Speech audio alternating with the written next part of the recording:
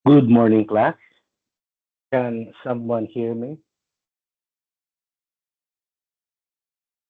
Thank you for that single heart, for second, third, fourth, and plenty hearts. So, magandang umaga sa inyong lahat.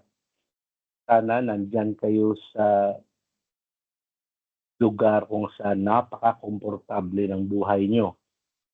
Okay? So, recorded po tayo.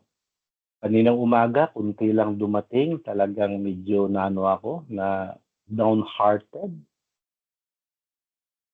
Anim lang ata, pang pito ako. Grabe guys, no? Ganun talaga yung buhay. Baga, forcing a person to be strict. Ganun po yun. But anyway, nandito tayo, 24 po tayo. Maya-maya mag-check na ako ng attendance kasi yun lang naman ang ano natin. So sana naka-breakfast na po kayo and lahat-lahat po.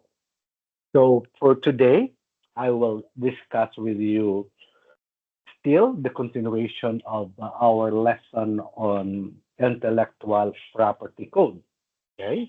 Para naman sa inyo, nakakahiya naman na hindi man lang ako magpapakita, sabihin nyo na hindi po ako ready sa inyo. No? So, kayo, alam ko na nakakahiga pa kayo dyan, lahat-lahat. Pero sana, samahan mo ako sa ating journey towards intellectual property law. Again, to recap, wala po tayong pasok sa Wednesday because mayroon pong activity ang department and then ako po isa sa mga papadala sa Banatuan. So, sa Saturday po, magkita tayo online to finish this topic or if not, magnatapos natin ito ngayon, doon po tayo sa data privacy. And then, Wednesday after that Saturday, doon tayo magtutuos, yung mga wala dito ngayon. Okay? So guys, si Miss Yambot na lang, paki-screenshot Miss Yambot yung nandito ngayon kasi magdagdag po ako ng points doon sa Wednesday after next week po. Although mag-check po ako ng attendance and then wala naman pong demerit for those who came later on. Pero for those who came on time prior to the checking of attendance, I will give additional points po, especially sa quiz natin. What else? And then after that, we will have our quiz 3 that would be on AMLA. Tatlo po yung topics AMLA, we have this one, the IPL, Intellectual Property Law or Intellectual Property Code of the Philippines, and finally po yung Data Privacy Act. Yun. So we are 9:10. Pag 9:30 po guys, mag-check po ako ng attendance. Kanina nga, tampo ako sa kanila, bigla na akong umalis. So, talaga, sabi ko, anong nangyayari dito? Hindi na nga kayo nire-require. Sabi ko, hindi man lang ka ng pa-alarm. Kaya lang magpa-alarm, hindi sa alarm mo tapos ganyan, present ka, wala talaga. Sabi ko, ang wala dito, tatawagin sa on-site discussion. Yan, to be fair, para at least sisipot, no? So again, good morning class and sana okay yung ating midterm, no? Midterm exam. So mabibigay ko din yan ang result next Saturday, in-code ko po yan sa inyo. Kung may mga tanong po kayo, doon na natin isasagutin yan sa ating online class. So, mag-off po muna ako ng camera ha, kasi kayo, kumakain kayo dyan, samantala ako dito. Kanino ka ba bumabangon? O, di ba? Ako, bumabangon ako pag Saturday, guys, sa inyo. Okay? Wala na akong pinagbabangunan. Kung pwede pa nga, hindi na ako hihiga para sa inyo. Actually, I'm just shifting my mode kasi sabi ko, grabe naman to yung first section, no? Kukunti lang, parang ano lang talaga. Dito at least nakakalahati pa. May mga talagang mga mababait na ano ng damdamin po. Okay, so much for this and I will continue with IPL. So ngayon, pwede na kayo kagalaw-galaw dyan, di ba? Real talk po. Sige na, mag-ano ka na. Sa mga nasa dorm dyan, pwede na kayo magkanton, pwede na kayong mag-noodles, di ba? Or, bababa kunti, bibili ng pagkain, di ba? Luto-luto dyan, ang ganda ng Sabado po natin. Okay, so again, mag-off muna ako ng camera guys ha, para at least ano po tayo. Yan. So last time we talked about patents and we discussed everything about patents. So here we will be talking about ownership of patents. Who would be the owner of patent? Why is it important to determine who is the owner of a patent? Because the law gives protection only to the owner of the patent. It is not extended to whoever. It is only the owner of the patent. And mind you guys, last time, unlike copyright that it is protected from the moment of its creation, patent or patent holders are protected only the moment of their registration. And by the way guys, review na to sa quiz natin. Naggawa ko ng quiz kahapon, no? Inayos ko na talaga. 80 items po yun, AMLA. Marami sa IPL, sa AMLA 28. Sa IPL, mga 35. Tapos mga 28 sa data privacy. So all in all, around 80 items po yun. On-site po tayo. So dito, as I go along, I would like also to discuss some questions na nagawa ko po. So here, ownership of patents.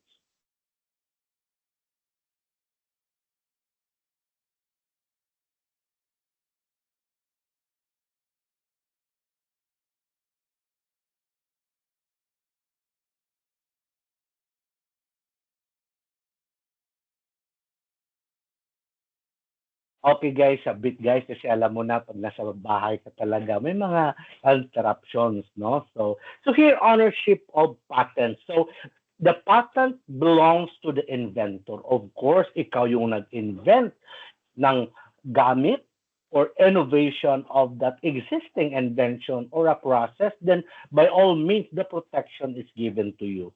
Now, after you have been granted a patent, ano mangyari? You could assign that to your heirs. Especially yung mga scientists, take note, ang patent po guys, 20 years po yun. So malamang pagod ka na, ayaw mo na magpa-process, lahat-lahat. Assign mo na sa sino yung heirs mo? Asawa at mga anak. Okay? So doon na, may question po tayo dito. Sino po ang makaklaim ng patent pag wala na yung inventor? Question natin yan guys, number 32 yan. Oh, di ba? So ang sabi po dito, the heirs. Okay? And of course, pag patay na ang inventor, is automatically by tinatawag natin succession. Meaning to say, the rights are transferred because of succession, operation of law. Now, assign. So during the lifetime of the patent holder, he could also assign his right over the patent. Pwede niyang i-assign doon, o ikaw na dyan, ganito, mag-usap, ikaw na mag-process. Yun po yun. Second bullet will tell us that again, what would happen if two inventors invented an item with their agreement jointly? May usapan sila. So kung may usapan sila, then the patent will be given to them jointly. Now, again, take note of the requisites before there could be a valid assignment of rights over a patent. It must be in writing and it must be notarized. Now, sabi natin ang patent po, binibigayan siya for the person who has submitted an application. And if two persons invented a certain thing at the same time, and then they have agreed upon it, then therefore, joint po yun siya. This slide will tell us that there are two persons who invented more or less the same invention. Kanino po mapupunta yung patent? First to file rule, from the word itself, the person who made the application or submitted an application with the intellectual property office. And if both of them submitted, then the person who first filed, siya po, sa kanya po mapupunta ang patent. That is on that particular slide. Now, this time, what if you invented something but you were commissioned, or you invented something in line or during the time that you were employed? Kanino po mapunta ang patent? Sa commission po, ang nangyayari dito ay ikaw ay isang scientist, gifted, and then ako po, financier. Sinabi ko sa iyo, mag-invento ka ng something and you invented. Ang tanong, kanino mapunta ang patent? Ang sagot, doon po sa nag-commission. Doon po sa nag-commission. So may tanong din po tayo sa quiz nito. take note kung ang tanong is kanino mapunta and does not mention about any contract, then it would go to the person who commissioned. Now, second, how about a pursuant to an employment? Depende po. Kung ang invention ay nagawa ng isang empleyado in the performance or in line or is related to her work, then pupunta po yan siya sa employer. However, if the invention by the employee has nothing, no relation at all sa kanyang trabaho, mapupunta po yan sa employee. Kung ikaw yung isang mekaniko, sa pagtatrabaho mo doon, naka-invento ka something but it's not related to your duties as a mechanic, iba po yung na-invento mo. Talagay natin, aesthetics po, hair dryer or whatever, wala po yan, mapunta po yan sa'yo. Pero mekaniko ka, naka-invento ka something related to your work, like a machine converting used oil into as if brand new ones, then ang sabi po, it must belong to the employer. Okay, now, this time, ito po yung mga processes to file a patent. First, i-file mo yon. Okay, kailangan i-file mo. Pangalawa, according to filing date, kasi paunahan po yun eh. Kasi sabi sa batas, kung sino yung una nag-submit, first to file, sa kanya mabigay ang tawag nito, sa kanya mabigay ang tawag nito, ang application. Formality of examination, titingnan po yun. Formality, yung form kompleto ba, na-submit ba lahat, mayroon bang mga design as required, lahat-lahat po rin titingnan. Otherwise, hindi po yan i-accept or i-dismiss po yan pag ganyan, i-deny po. Balik sa'yo. Classification and search, meaning to say, isa-classify ngayon yung application mo. Ano ba to? Process? It is a new invention or an innovation of an existing invention. And then substantive examination. Dito na po pupunta yung i-examine na talaga. Mayroon ng representative kung ano man yung agency at ang IPO sa invention mo. Okay? Okay ba yun? And then, of course, grant of patent. Take note sa number 5 po at saka number 8 may publication. Pero sa number 5 po, it refers to the publication of an application. Kasi dito, may mga instances kasi na nakaw po yung application. It could happen. Roommate po kayong dalawa. Natutulog lang siya palagi. Every Saturday, natutulog lang yan siya. Hindi siya, nag-online siya pero natutulog. Okay? Ngayon, yung kaklase mo talagang nag-attend. Habang gising siya, ninakaw niya yung blueprint mo. Umuwi siya and then, hindi na napakita. And siya po ang nag-apply for a patent. And of course, nalaman mo dahil may publication. That's the purpose of publication of an application so that others would know that there is an existing application and they would have an opportunity to object in the event that there are reasons to object. And in our example, ang reason po doon is infringement. Ninakaw, hindi yan sa kanya. Kapal ng mukha niya, parang ganun. Then, grant of patent, ibigay na. And take note, there is another publication upon the grant. So, okay na, nabigay na sa'yo, nag-grant na sa'yo, magamit na yan. Pero, may mga objections pa eventually. What if, for example, yung ibang mga scientists would object on the ground na, hindi naman bago yung invention niya eh. Similar yan sa invention ko, so pwede silang mag-object pa din. Kahit nag-grant na ang patent, and pag wala ng objection, certificate of issuance, or issuance of a certificate. Now, contents, of course, ano ba yung laman? Kasi sabi natin kanina, may formality. So, dapat ito yung susundin mo. Otherwise, kung hindi mo ito sinunod, then the IPO will not act on your application, request for a grant of patent, you will describe your invention, and then ito, may mga drawings po yan, blueprint, manuals, paano gagamitin. Kasi ikaw lang maalam yun eh. Kaya nga, under the principle of quid pro quo, dapat nandun po yun. Abstract, etc., etc. Complete disclosure. Now, sabi natin kanina, may publication. Kasi minsan, take note ha, prior to the issuance of patent or grant of patent, pwede mag-object. Pero after, ikaw na. And then dun pa nalaman, sandali, yung invention niya, kagaya to sa invention ko. So any interested party may ask the IPO to cancel the patent because of these grounds. Now, may mga 5 at akong tanong dito sa questions na to. Ang nakalagay doon, si Mr. X, nag-submit siya for application of patent. Ganito yung kanyang patent. Hindi yan siya maa-approve ng or na-approve po siya ng IPO pero si Mr. Y nag-question. Kung valid man ang pagka-question ni Mr. Y sa patent application or cancellation of a grant of patent, anong ground ang pwede niyang gagamitin? So in other words, sa quiz po, may mga situations doon na ang isang tao nag-apply siya ng patent, tapos nag-grant, tapos ang isang tao nag-question. Kasi nga ganito. So the question there would be, ano po ang dapat na objection niya?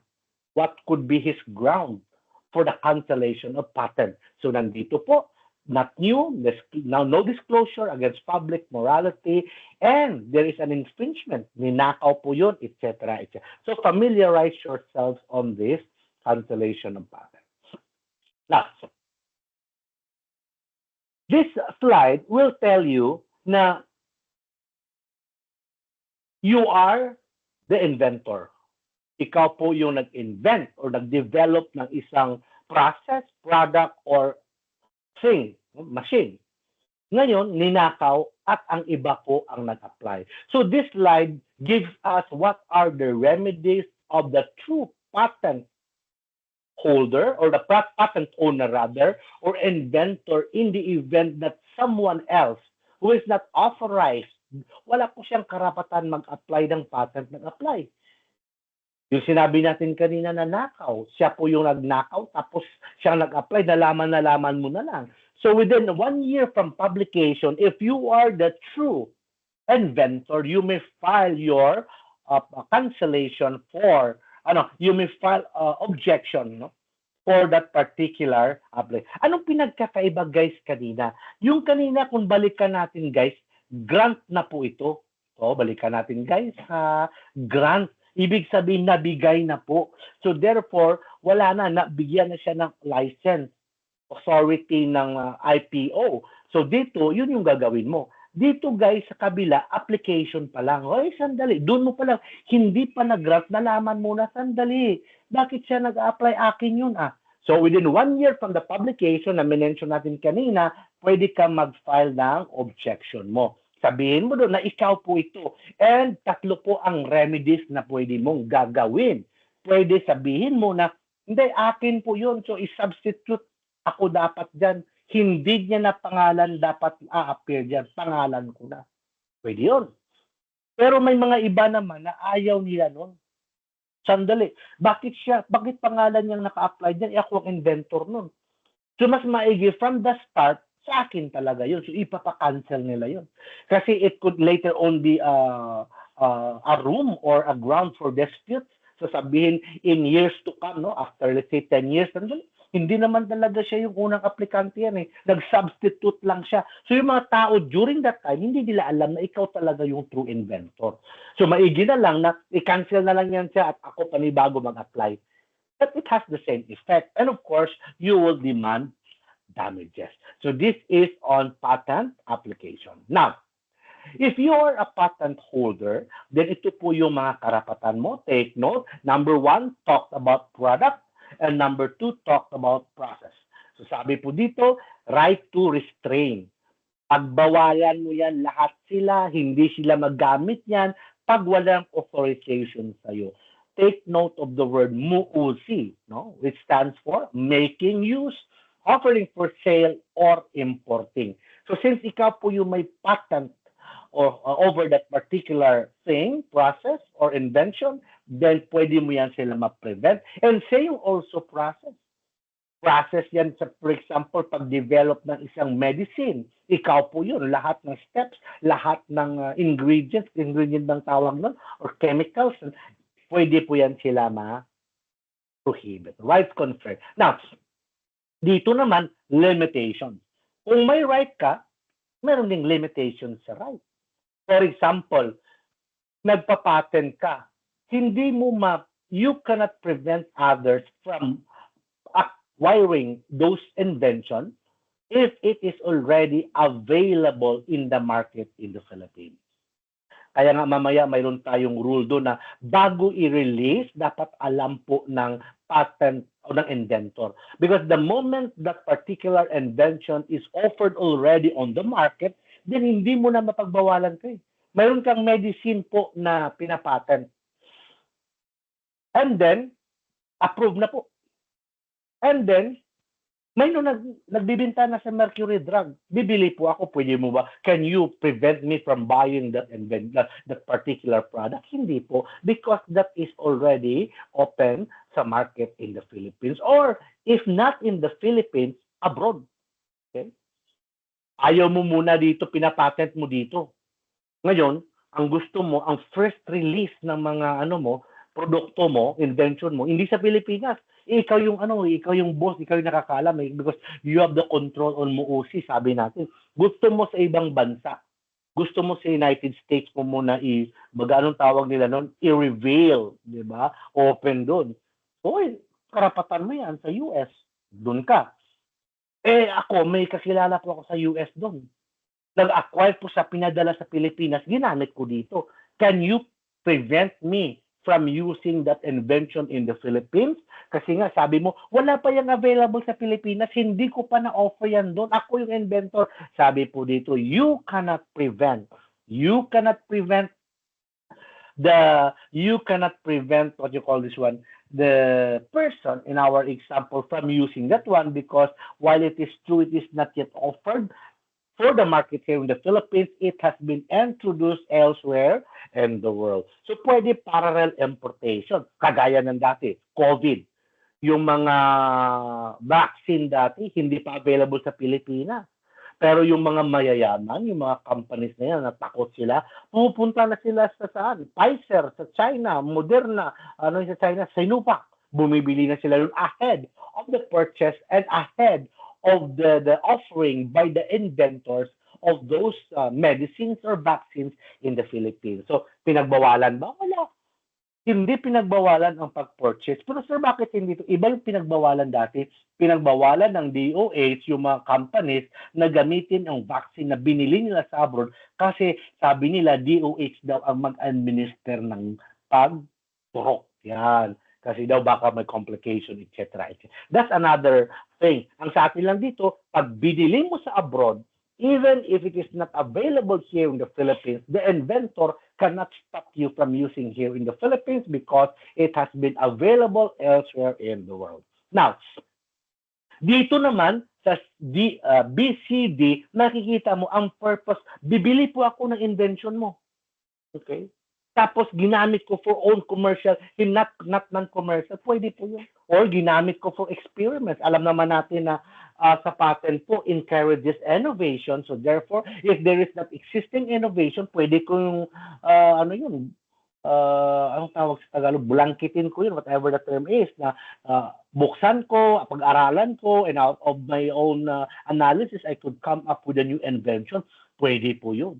Yun po yung ang sabi po dito sa tawag nito limitation of patents. And of course, other thing is for the purpose of development. And take note here, for bottom line natin dito lahat-lahat, kung tatanungin tayo sa quiz, ito po ay mga activities na non-commercial, not for profit. So if I purchase an invention and hindi naman ko ginagamit for economic purposes, for my own study, for my own use, for my own self, wala pong violation sa patent. Or, sabi natin dito is government. Whenever the government uses or acquires your patent, then justified po yun siya. That's one of the limitations used by the government of your invention, particularly in items A, B, C to E, kung saan lahat po ito is for public interest, public welfare, or public safety. Interest, anti-competitive, ayaw mo, grabe ka, kinokontrol mo lahat yan. So may public interest po doon, kukunin yan ng government. There is a national emergency. extreme, no?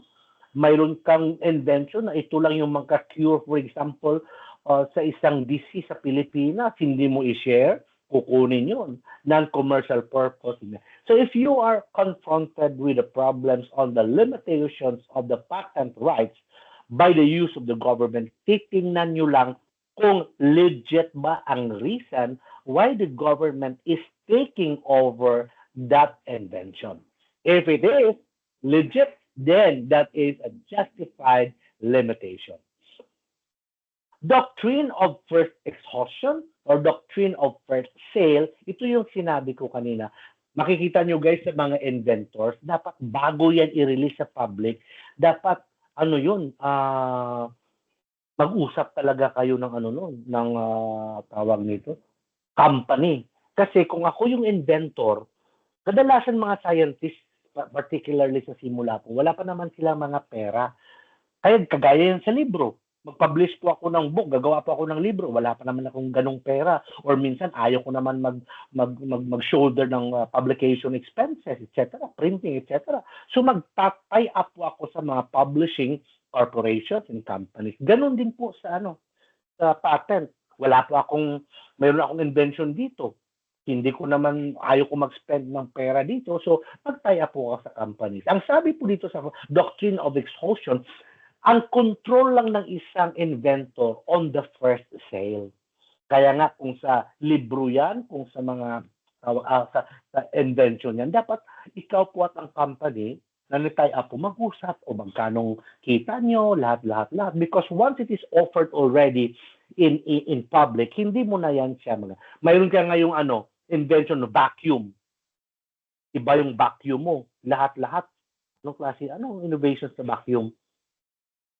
Mga vacuum ngayon, mayroon na kanilang utak, lumalakad na, di ba? Lumalakad, umiikot na mayroon na sensor, pagbangga, ulit na naman, di ba? May mga ganun. Palagay natin mayroon kang mas maganda pang invention dyan. And granting all the requirements for patentable inventions are there. Ang control mo lang doon, ang pag-first sale. Kasi kung na-offer na yan siya sa Ace Hardware, etc., bibilhin ko, nandun ka, mag-object ka, hindi po pwede yun. Okay? That is on doctrine of first exhaustion. Now, pag sinabi natin patent infringement, unauthorized, labas po ito guys, patent infringement, unauthorized use of patent. Okay, wala. And ginaya po, pwede literal or by equivalence. Literal, all elements, all aspects of the inventions are copied. By equivalence, hindi naman lahat. May binago modification, but it never changed the function of that particular invention. Kung ilaw po yan, example natin last time, ilaw pa din. Nilagyan mo lang ng color tapos pinapatent mo. That is not considered as a new invention. Therefore, that could fall under patent infringement, particularly by equivalence. Now, so sabi natin, if you are aggrieved, meron kang mga remedies. Civil action, alam natin, pag sinabi natin civil action, that is damages. No? Anong mga damages dito sa civil? It could be loss of income, it could be moral damages, hindi ka makatulog, etc. Or you could file a criminal case, pakulong mo. Kasi nga, violation of special law, IPO, intellectual property law, IPL.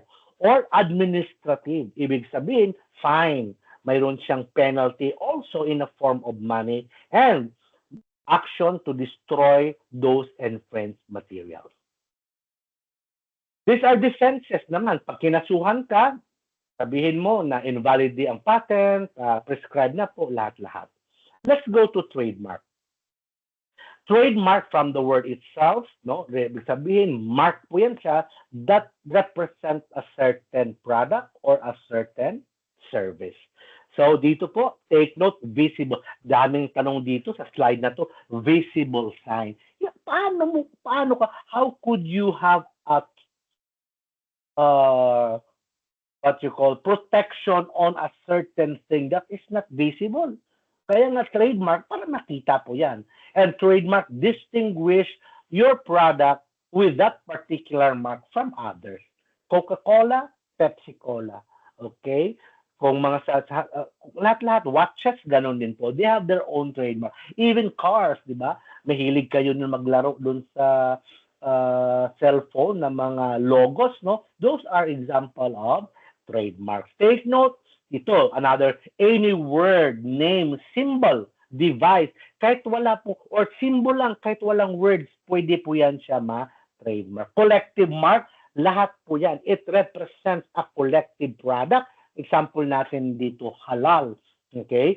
So makikita mo yun, nakalagay halal, meaning to say from the preparation, ingredient preparation up to the finished product, pork-free po yun. So that is considered as a collective mark. Now, ito po yung mga examples po natin ng mark. Alam niyo po ito, no? So visible pag trademark. Pag service mark naman, of course, it introduces a service. Yan po ang sabi dito, distinguishing. No? So makikita mo diyan, Google, we have Life is Good, LG, etc., etc. Take note, another thing to remember here, cannot be registered. No? Cannot be registered. It is those things that are not visible or sound alone. Diba? Sound alone, hindi po pwede yan. Pwede yan ata sa copyright, but dito hindi po yan siya sa trademark. May makikita ba akong kamay kung naririnig po ako? Isa lang po. Salamat po, salamat. Okay na po, happy na po ako. Now, dito po sa pinagkakaiba ng trademark at ng patent, makikita nyo guys, habang kumakain kayo dyan, habang nagte-text po kayo or nagme-message, pag trademark po, brand name, Advil. Sakit ba ulo mo, be? Mag-Advil ka. Yung 400, parang ganon, di ba? Trademark po yun, pangalan. Pero ang formulate process, no? Formulation, composition, active ingredient patent. So hindi po yan magaya ng iba. Mayroon ibang mga paracetamol, di ba? Mayroon medical, mayroon biogesic, etc. Iba naman po yung composition nun, ang processing. So yun po ang sabi dito sa pinagkakaiba ng trademark at ng patent. Now, may mga notable trademark infringement po tayo sa Pilipinas. Pag sinabi natin trademark infringement, obviously, ito po yung paggaya ng trademark. Hindi naman talaga, kasi sabi natin ang paggaya guys, hindi naman talaga yan pwede in all aspects. Pero kadalasan, mayroong mga iba-iba. Example natin, Dove. Okay? Alam niyo yung Dove, di ba? Mahilig kayo sa Dove na sabon. Ako, sa personally, ayoko ng Dove kasi ang tagal mo nang maligo, madulas pa din. Yun pala, parang lotion pala yun. Ayoko yun. Ganun. Ano, sabon to? Ang tagal Dove pala yun, be, kasi moisturizer. Ako tayo talaga, gusto ko talaga, patay mikrobyo, safeguard, na nagpo-promote pa, no? Ganun. So, merong yan. Ang Dove, alam niyo naman yung Dove, di ba? May isang tao, nag-register siya ng trademark. Sabon din. Ang kanyang registration, pangalan niya si Dave. Di ba? Dave. Na-explain ko na to sa inyo. Dave. Pwede ba yan ma-register? Hindi, obviously. Kasi kahit sabihin natin, iba yung Dove at iba yung Dave, of course, there could be confusion among the public. And obviously, Dave here, if allowed, would be riding on sa kasikatan ng isang similar product na sabon. Allowed po yun. So, ito naman ang kaso ni Jollibee. Si Jollibee, pinailan niya ng kaso si Jollyville Holdings Corporation. Kasi sabi niya na, ay hindi po, matagal na kami Jollibee. Ginamit namin yan yung trademark na Jollibee. Although B po yan siya, pero ang pangalan na Jollibee is confusingly similar po sa Jollyville. Yun. Pero sabi ng korte, walang confusing, it's not confusing, wala po. Kung titingnan mo, number one, iba yung produkto mo. Produkto mo, fast food. Dito naman is, ano po ito? Guys, mga lalaki, gusto niyo yung, alam niyo ba kung anong business tong Jollyville? Tingnan mo dyan kayo. Jollyville, sila yung may-ari ng Pegasus. Alam naman natin maganda doon sa Pegasus, lumilipad mga kabayo doon, no? Pegasus, Discovery, Mega Heartbeat, Lexus, so mga high-end po ito ng mga bar. Dumaan ako diyan sa Quezon. Hindi ako pumapasok, dumadaan lang ako doon Tapos kinikwento lang sa akin, talaga, maganda yung mga kabayo dun sa Pegasus. They have wings. Joke lang sa mga nakikinig. They have wings. They will let you fly. Parang ganon, di ba? So, Jollibee. So, ang ruling ng korte dito, walang, hindi confusingly similar because ang Jollyville pala, pangalan pala yun ng may-ari. Si Jolly Ting.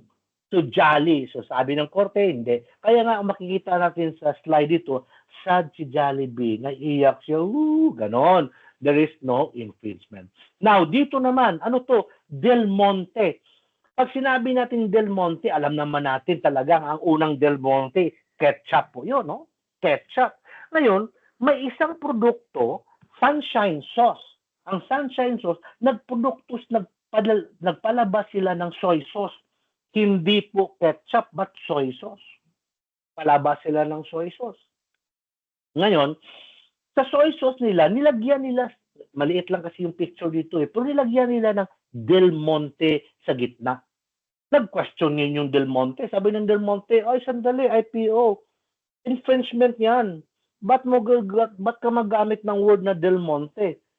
Which pinanigan sila ng korte. Sabi ng korte, no, hindi ka pwede, Sunshine Sauce Company, you cannot produce a soy sauce na lagyan mo ng label na Del Monte because it would confuse public. Sabihin ng publiko, ang Del Monte pala may soy sauce na, parang ganon. So again, these are notable trademark infringement. Now, paano natin masabi na may infringement? Kung ginagaya po ang isang mark. And therefore, mayroon po tayong levels of distinctiveness of the mark. So may mga levels po tayo. Paano natin ma-distinguish yung isang mark over another? So dito po mayroon tayong fanciful trademark. Ito talaga protected talaga to. Bakit protected? Kasi fanciful nga. Walang word na, initially walang word talaga na Pepsi, Nike, Kodak.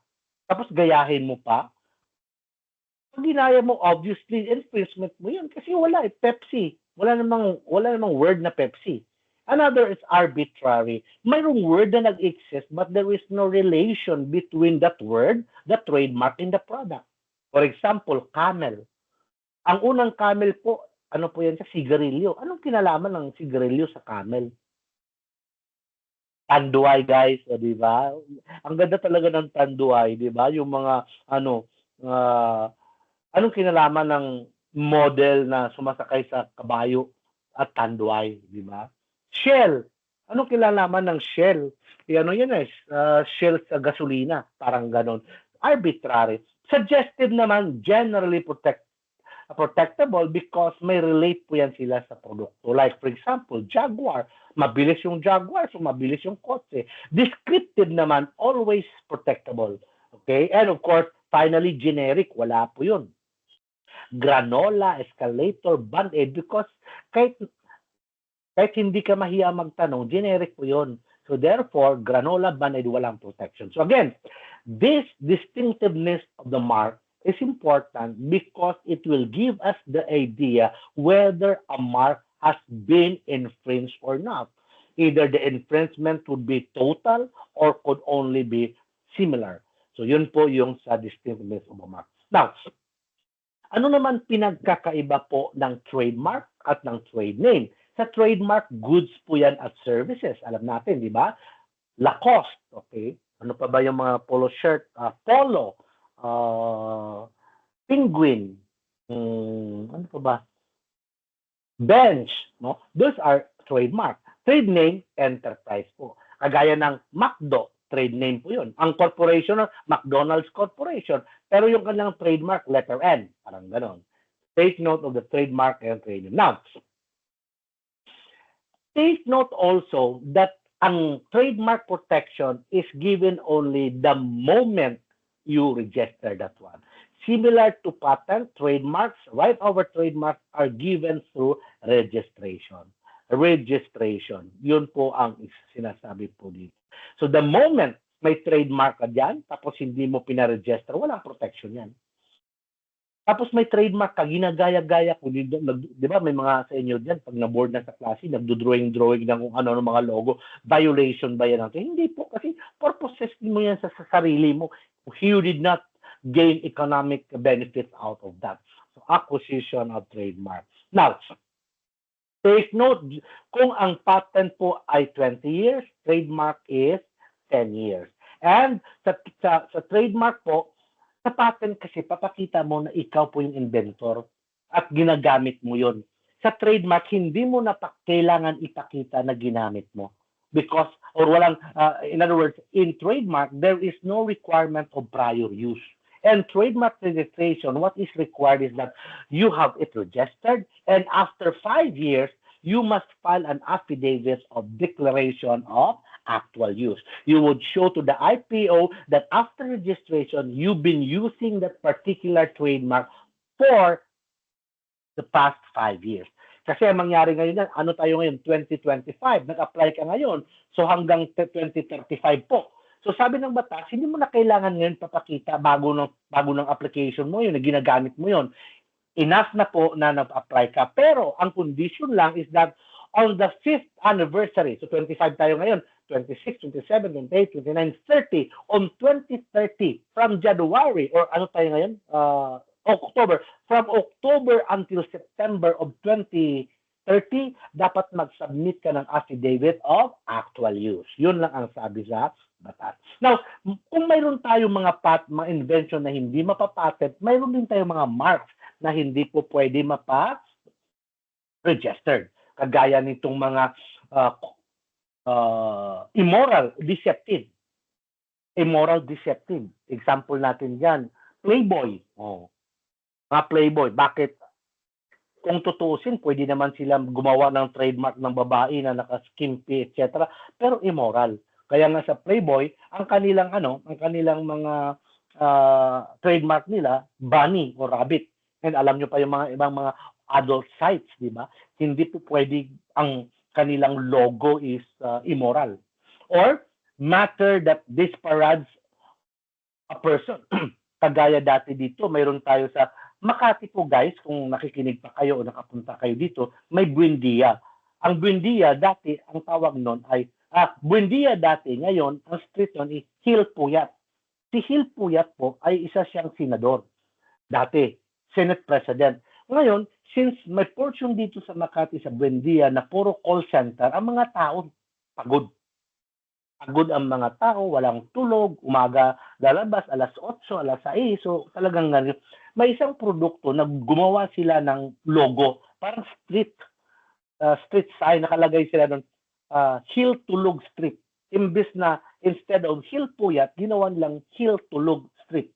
Bawal matulog, and then they're promoting something like a vitamins or so, and then nilagay nila doon. It's not really a name of a street, but it would appear as a street. So talagang natatawa yung mga tao, tapos nai-enjoy ganito. But of course, kung ikaw po yung apo ni then Senate President Hill Puyat, question po nila, which of course, pinanigan sila at pinatanggal po yon. That is on disparaging the person. Contrary to public flag codes, hindi ka pwede. Mayroon kang trademark dyan, nagbibenta ka ng glutathione, tapos lagyan mo ng flag ng Pilipinas, hindi po pwede yon, etc., etc. Now, ganun din po, identical with a registered mark. Sabi natin kanina, Dove at saka Dave, hindi po pwede. Or closely related. May isa din doon, Philips. Alam niyo ba yung Philips, guys? Yung Philips, ito po yung sa mga ilaw. May isang produkto na paparegister sa Philips. Inobjectance na ngayon ng Philips. Sabi niya, bakit? Bawal po yun kasi amin na po yung Philips eh. Sabi niya, hindi, pwede yun. Bakit? Hindi naman, I'm not selling fluorescent lamps. I'm selling other products. So therefore, it's different. Pero sabi ng korte, sabi ng IPO, no. Because closely related goods or nearly resembles would cause confusion. So dito po, may mga non-registrable marks, misleading marks, generic, bawal po yon. Every language, descriptive. No, hindi po pwede. Yung mga, let's say, for example, you will register a word na adjective or adverb, bawal po yun. May produkto tapos lagyan mo strong stronger. Hindi po pwede yun because these are descriptive terms. Pero may exception po tayo dito. Ito guys, labas po ito guys, sabihin nyo sinungaling.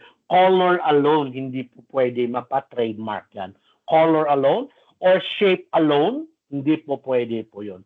May exception po tayo dun sa trademark. Kasi sabi natin kanina, trademark, just like any other intellectual property creation, territorial. Meaning to say, it is protected only in the place where it is registered. Like in the Philippines, if you have a product and registered here in the Philippines, the protection against infringement of such trademark would only be in the Philippines. It will not be extended or it will not extend outside.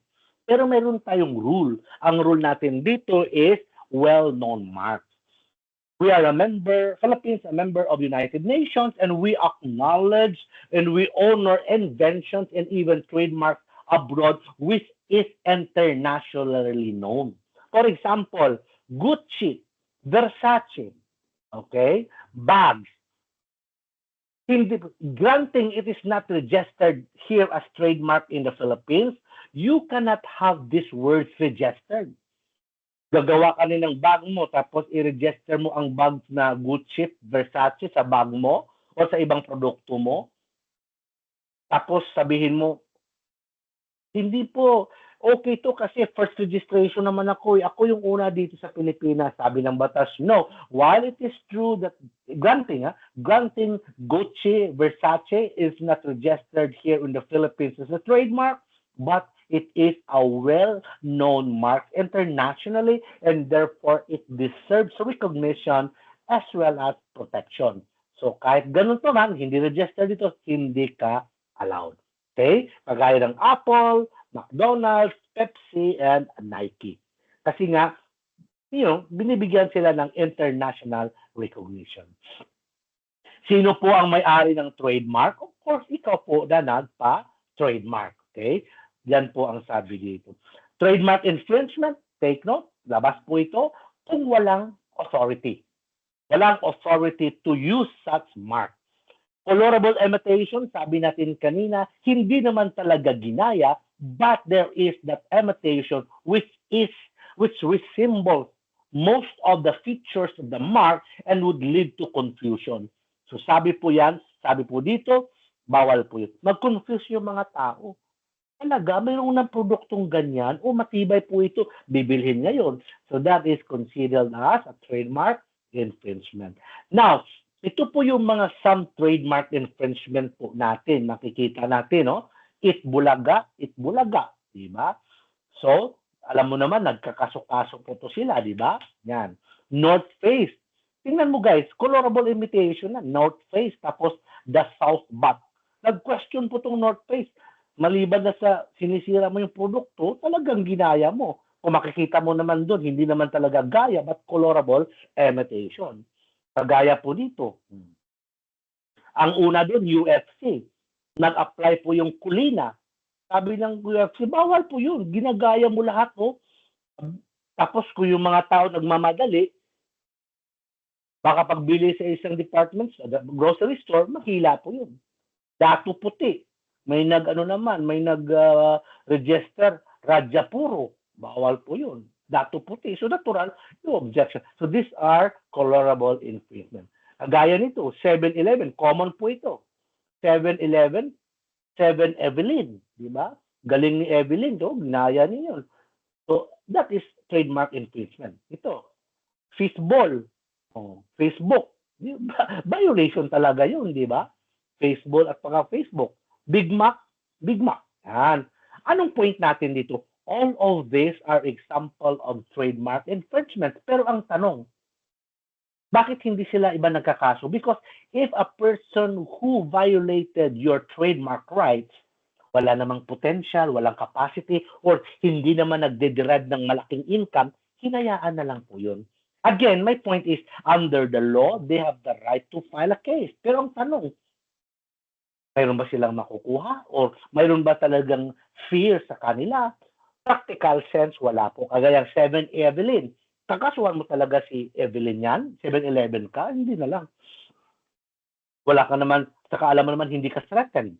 Fistball. O, para matawa ka pa in honor na sikat ka. Pero yung mga North Face, UFC, Big Mac, talagang nagkapasuhan po yan sila. Kasi alam nila, kung hindi sila gagawa, talagang mawawalan sila ng income.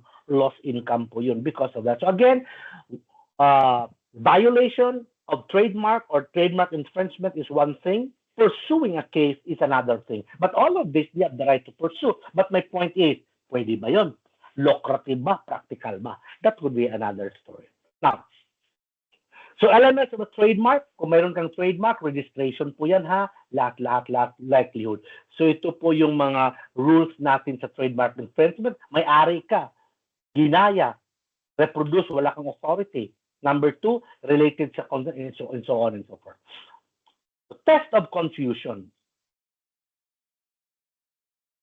Test of confusion. Kasi sabi natin kanina, may labas po ito guys, holistic at saka dominancy test. Dito po, in order to determine whether there is a trademark infringement, titingnan natin kung ano yung levels of confusion. Because if there is no confusion, sabi ng batas, wala talagang trademark infringement. Pero if there's confusion ng nino, mga tao. Maliligaw ang mga tao, talaga akala nila produkto na ngayon, po hindi pala. So kagaya nito, mayroon tayong Papa Ketchup.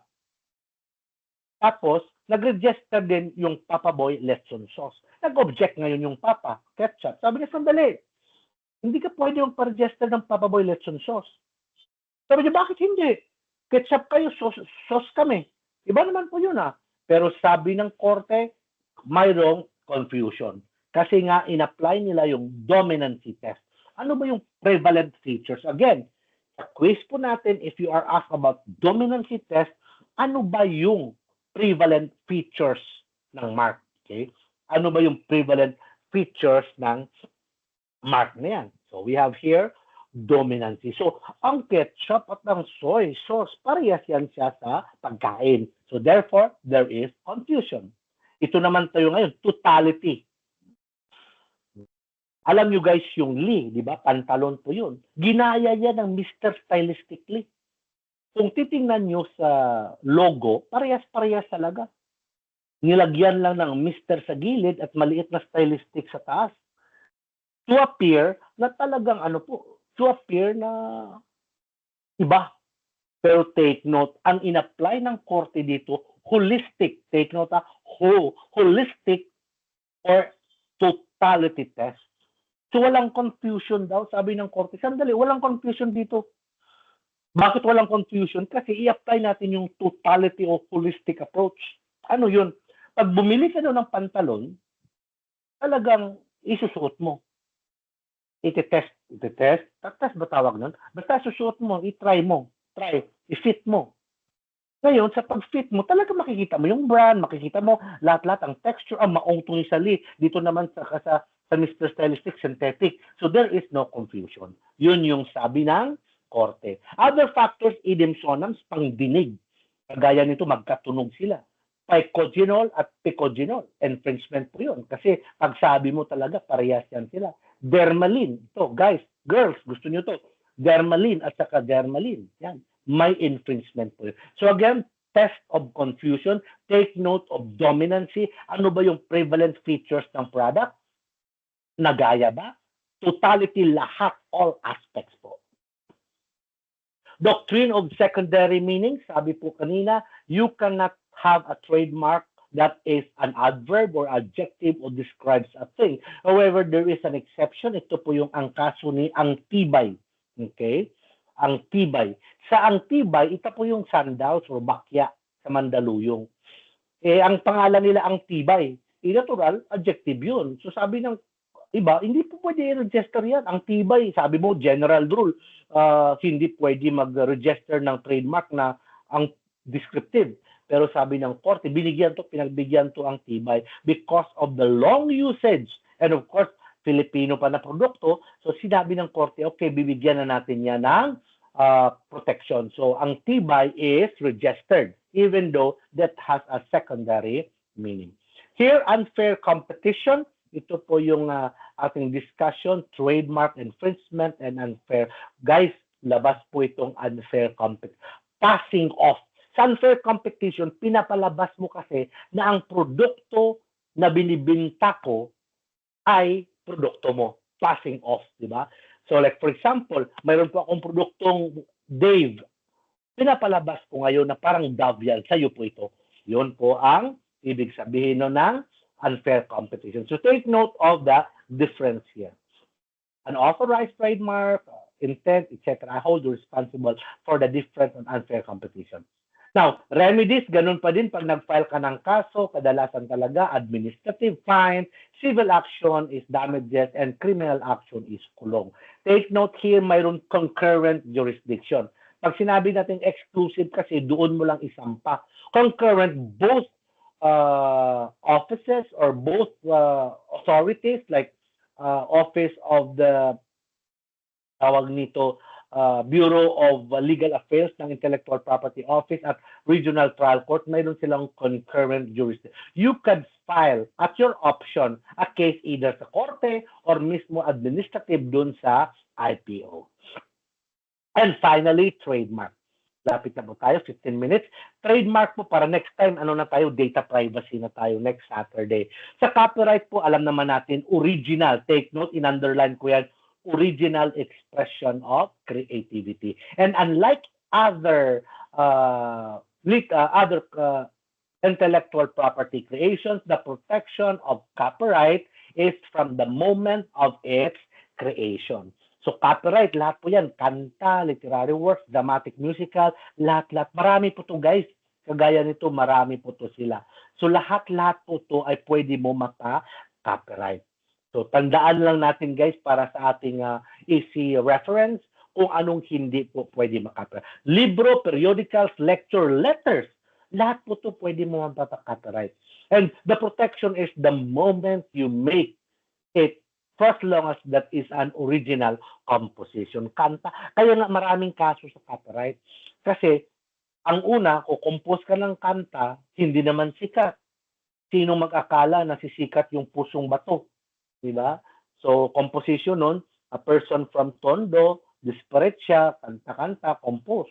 Eh, parang shy ata o hindi masyado ganun kumanta, pinakanta sa iba. Eh, maganda. Nagkukost na ngayon sa mga shows, nare-record na. Eh, may economic value na, may kita na. Doon na ngayon yung away. Because again, sa copyright po kasi, it is from the moment of creation. It bulaga. Di po ba? Bulaga. So, lahat-lahat po yan sila from the... Take note also sa photography, photographer po yun.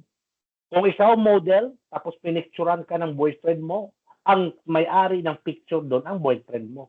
Hindi ikaw. Kasi that is a product of his skill, photography.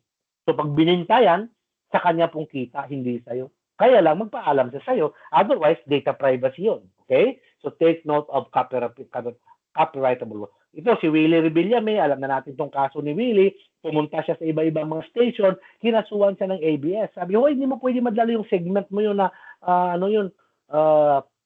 pera o ba yun? ABS po yun. Sabi ng korte, hindi. Basta mga ganong mga segments, hindi mo pwede yan mapaka-copyright. Ganon din po yung sa Tito Vic, ang kanta. Ang kanta na Itbulaga, sabi doon, ang may-ari doon si Joey. Kasi si Joey ang nag-compose. And then, of course, kasama niya si Tito at saka si Vic. Hindi kasali po yung tape production. Ang tape production, ang pangalan na Itbulaga for economic purposes. Pero ang kanta, ang lyrics, mapunta po yan sa Tito Vic, Joey. Derivative. Pag sinabi natin copyright, also derivative. Harry Potter, libro, gawa ng movie. Kailangan ka maghanap ng, o maghingi ng license sa author. Okay? Korean novela, Jomong, Philippine version. Oh. Maghingi ka ng copyright doon sa Korean owner of that particular telenovela or something. That is on derivative. Ito, importante guys. Yan. Mga 6 at ang tanong dito. Ano po yung hindi pwede mapaka-copyright? Idea. Hindi mo pwede mapaka-copyright yung idea mo. Everybody has an idea. So therefore, hindi mo, news of the day, hindi mo mapaka-copyright yan. Mga action ng government, pleadings, hindi mo, TV program, bookkeeping stuff, hindi mo pwede mapaka-copyright yun. Now, ano yung rights ng copyright owner? Economic. Economic, of course, kita. So protected yan siya. Hindi ka pwede magpa-reproduce pag wala siyang authority, hindi mo pwede mapa-display. Especially pag economic. Kanta ngayon ng Bini bago, kanta ng mga bagong artist ngayon, kakantahin mo sa concert, singer ka, hindi mo pwede yun. Hindi po pwede yan, guys. Kasi, number one, nagkita ka doon. Pero kung naka-area yan sa radyo, tapos, yes, may quiz tayo nga nito. May isa siyang, may-ari siya ng isang coffee shop. Pwede makita yung kamay. Malapit na po ako. Wala na po tayong kamay. Oy, salamat, may puso. Okay na po. Okay na po. Tama na. Enough. Joke. Okay po. So, may-ari siya ng isang coffee shop. Tapos, nagpapatugtog sila ng kanta sa radio. Pumasok yung isang artista. Singer. Pumasok siya. Tapos, kaka-release lang ng kanta niya. Narinig niya ngayon. Kanta ko yun Lumapit siya sa counter, pwede niyo i-stop ang radio na yan. Kanta ko yan, wala kayong paalam sa akin. Hindi sinap. Ba't namin i-stop, sir? Maraming mga tao, nagugustuhan nila, marami, ganito. Nagkaso siya ngayon. Kinasuhan niya yung coffee shop dahil sa parinig ng kanyang kanta. Ang tanong, tama ba siya? Ang sagot, hindi. Mali siya. Pero ang tanong sa questions is, bakit mali siya? Kasi hindi kontrolado ng may-ari ng coffee shop kung anong ipapaere o kung anong ipapatugtog sa radio. Okay? Dapat kung gusto niya, kasuhan niya yung radio, hindi po yung may-ari ng coffee shop. Okay? So that is an example of economic. So take note here, guys, basta copyright, 50 years talaga yan after the death. No? Lahat yan, 50 years yan. Kanina, 20 sa patent, 10 sa trademark, 50 years po sa copyright. Depende po. So I hold you responsible for the remaining 50 years plus depende po yan siya. Marami po to, guys. Now, moral rights. Pag sinabi natin moral rights, few more minutes. Moral rights, recognition, attribution. Ibigay mo dun sa kanya. Pag sinabi mong through the years, Kenny Rogers talaga yan. Kahit patay na si Kenny Rogers, talagang sa kanya mo i-attribute yan. Pag sinabi mong Thriller, Michael Jackson talaga yan. So yun yung ibig sabihin ng moral rights. No? Moral rights, lifetime. Ibigay po yan sa kanya. What would happen kung tapos na po yung copyright? Then it becomes public domain. So ownership of copyright, iiwan ko lang po sa inyo, guys. I-reviewin nyo lang. Sino po may-ari ng copyright? So nandito po yan, joint ownership, letters talaga. Ang sumulat po. So kung papadalan kayo ng love letter ng boyfriend, girlfriend nyo, siya po ang may-ari ng content ng laman ng sulat. Pero yung physical na papel, sa'yo yan. So pag maghiwalay kayo, sabi niya, ibalik mo sa akin yung sulat. Sulat ko, hindi mo pwede. Akin po ito. Tago mo yan, girl. Baka sumikat pa yung kanyang phrase na ngayon. Your presence makes my Monday morning feels like Friday afternoon. Di ba? Hindi akin yan, nabasa ko lang din yan. So, copyrighted po yun. So, yun po tayo dito. Copyright infringement, ganun din po. Pag hindi, ito na lang last topic, fair use. Sa fair use po, ito po pinapayagan po ang isang tao na gamitin portion of the literary work for criticism. Kaya nga sa YouTube, makikita nyo, guys, yun yung ginagawa nila. May portion doon, tapos i-air nila sa YouTube, tapos comment sila. Allowed po yun. But tandaan natin na mayroon pong tinitingnan dyan. Hindi lahat, hindi buo. Pero sa Senado, but nila-live nila yan, kinokopya, kasi action yan ng government. Wala pong copyright doon. Public hearing po yun. Pero yung mga sinasabi natin, lecture, sermons, rally, pwede po yun, portion for purposes of criticism. So this slide would give you the idea ano po yung limitation, factors to be considered in exercising this fair use. Dapat ang purpose, ang copyright, ang nature, ang extent, lahat-lahat po yan sila. Finally, we have copyright infringement and plagiarism. Copyright infringement, unauthorized. Plagiarism, ginamit mo, pwede mong gamitin, pero hindi ka nag-acknowledge sa author. Okay? That's plagiarism. So remedies, injunction, damages, and impounding. So that ends our discussion on copyright. Exercises na lang po ito. I hold you responsible for that. For a bit po.